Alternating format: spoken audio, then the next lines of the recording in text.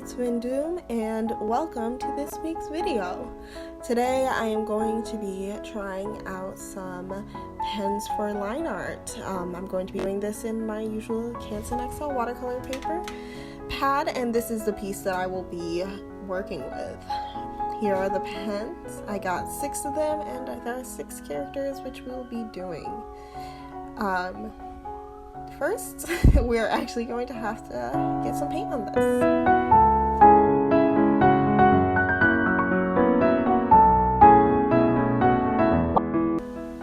So as you can see, I have 6 little drawings of Hale here, my channel mascot. I'm actually extremely happy with how these turned out. I usually have a really hard time his poses, but for this one I just kind of sat down and just really quickly and loosely put these 6 little characters of him onto the paper, which I'm really happy with. I'm also feeling very good about the painting. Here you can see I'm already putting to use what I learned in my landscape painting that I did last week. Getting those really dark tones by using color straight out of the tube, adding less water to it. I did that in a few places here, notably in that first little fanny pack that I did. Here's some more deep, vibrant yellow. Just trying to go over this whole section pretty quickly so that we can get into the pens, but I know that watching watercolor can be really fun, and so I definitely didn't want to completely leave that out of this video. I tried to get a lot of details in here, make the clothing look a little bit more interesting, and I feel pretty good about it. The sweater that I'm painting right there is one of my favorite things that I did. I haven't put the detail on it yet, but you'll see. I think it turned out really good to give it a cozy knit feeling. Oh, and this floral design I did right here, I'm also pretty happy with. It looks like a shirt that I would definitely wear. It was just a kind of granny floral pattern on it, big blue flowers and green leaves, and it works really well with the palette. I'm really happy with the palette here. The little pops of red on his design just work really well. I don't add his freckles till the end, but don't worry, I didn't completely forget them. I only shortly forgot them. And here is the color.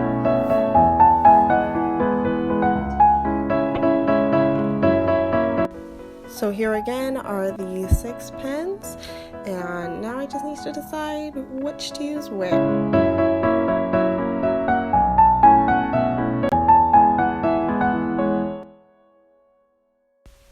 So first off, we have the Sharpie brush pen, which I'm going to be using on this sweet little sweatered Hale. It's got this nice little brush tip that is, I think, neither too firm nor too soft. It's a felt tip. And this brush was not too hard to use. I don't think I'm very good at using brushes. I've tried it many times, but they are kind of hard for me to get a hang of, but I do like how they look. So I was considering that maybe I wanted to start using one more often. The ink in this one does look pretty good. It's nice and dark, and it didn't go too off the rails, and it wasn't too hard to place it down in the place that I want. I don't know if you have ever experienced when using like brush pens how sometimes it's just really hard to figure out where the ink is actually going to land when you put it down.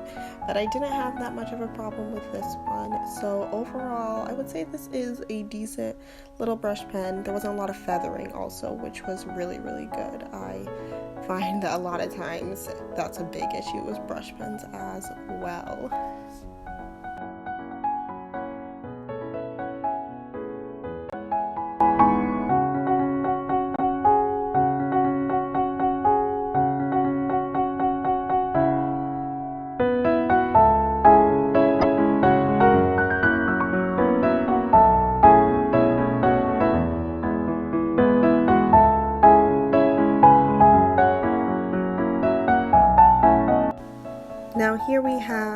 the Zig Memory System Writer, which is a double-sided pen. It has this 1.2 millimeter bullet nib that is very rounded, and then on the other end we have a little plastic nib, which I think is 0.5 millimeters. This one was okay. I will admit I mostly picked this up because I really like how the Zig Memory System packaging is.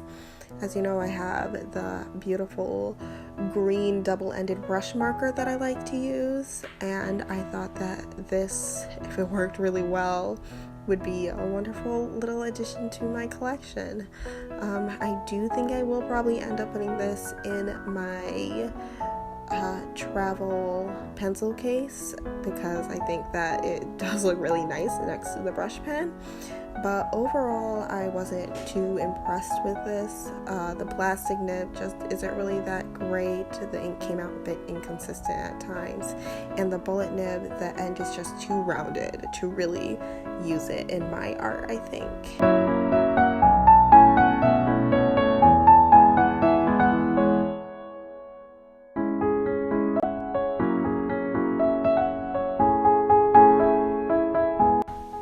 And now we have the Faber-Castell Pitt Artist Pen in small.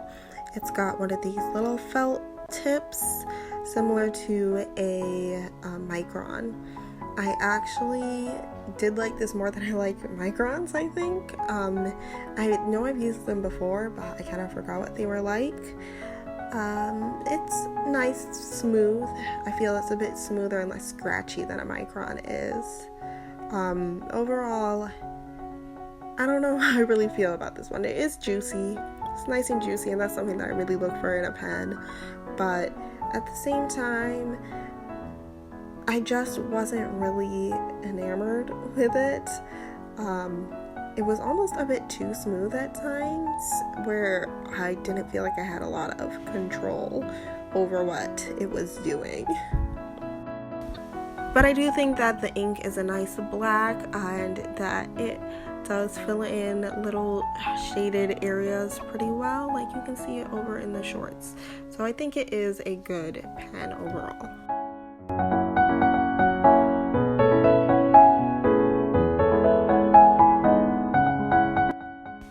Now we have a Sarasa pen in 0.7, which is a ballpoint gel pen. As I mentioned before, I think I used the Pilot G2s for a while to do line art, and I really liked them for how juicy that they were, and they're kind of nothing compared to this one. This one is very juicy. It's very thick, it's very juicy, and yet at the same time I felt like it was less volatile and dried a bit quicker than the Pilot G2 did. So when going for that kind of look, I actually did like it a lot. The lines were just a bit too wild though, and it didn't have this kind of staggering effect that the Pilot does, which is probably actually a downside of the Pilot, but I really like it. So I don't know if I'll really be reaching for this one for art again anytime soon, but I think it's actually probably going to be a really good pen for writing with.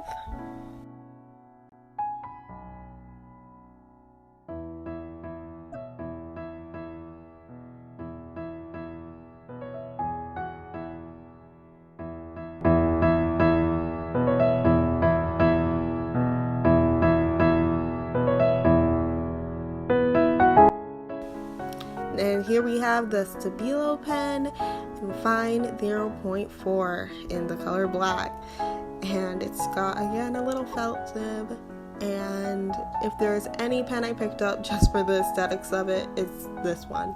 I think that these Stabilo pens are just so cute with their little pencil design, and I really love them. I used to have a bunch of them, but I never repurchased any because they do not work very well. This one, you would almost think the color was gray. It did not come out very good.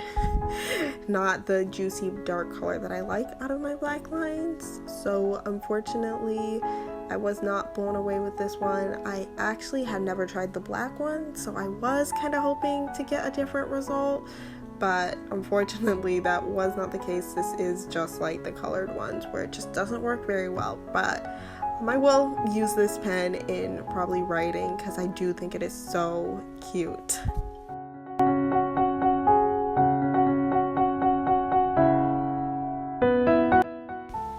This pen right here, the Micron Pigma PN, is actually definitely my favorite of these. As you can see here, it's got the plastic nib, which I had actually never tried before I tried this one at the store. And I don't know what I thought that it was going to be, but I didn't think it was going to be this. I'm not actually sure how a plastic nib works, but I think that they look really cool and I think that they work really well. This one actually works better than the Zig Memory Systems one though. That one kind of comes out light sometimes, and this one stays very juicy. I'm going to probably be using this one a lot because I actually do think that Micron pens actually do have a really cool look to them in general, so I think I will be happy to be using this one. It's basically a Micron without all of those problems. It doesn't have the fraying felt tip, and hopefully the ink will last for a long time and I will be able to get a lot of good use out of this. I think I will repurchase it though in the future.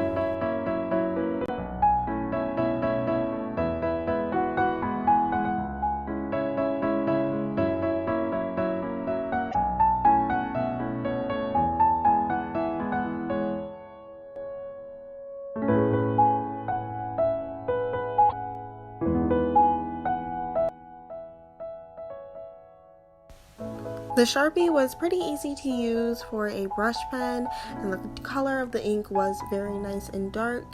For $2.49, I think it is a good brush pen. Even though the Zig writer did have some issues, the ease of use was pretty good. The plastic nib I do like in general, and it is a beautifully packaged pen at $2.99. The Faber-Castell Pitt Artist Pen is very easy to use. The ink is a good color, and it is a good alternative to the felt tip Microns, I think, even though I don't like the packaging so much and it's a bit pricey. One of the juiciest gel pens I've ever used. This one kind of got everywhere, but it didn't smudge very well. The color is a very dark black, which is nice, but it's just a ballpoint pen. This black pen wasn't as scratchy to use as some of the colored Stabilo pens I've used are, but the color was very weak, but it's a very cute pen. The Micron plastic nib is, I think, something everyone should try, especially if you are frustrated with the felt tip Microns. The color is great, I love the packaging, it's a good pen. Overall, it was kind of fun to just buy a bunch of pens and try them out, and I did find some that I will definitely be repurchasing and using. Thank you so much for watching this video. Let me know in the comments which pen you think turned out looking the best. I do like how all of them ended up looking, even the light Stabilo.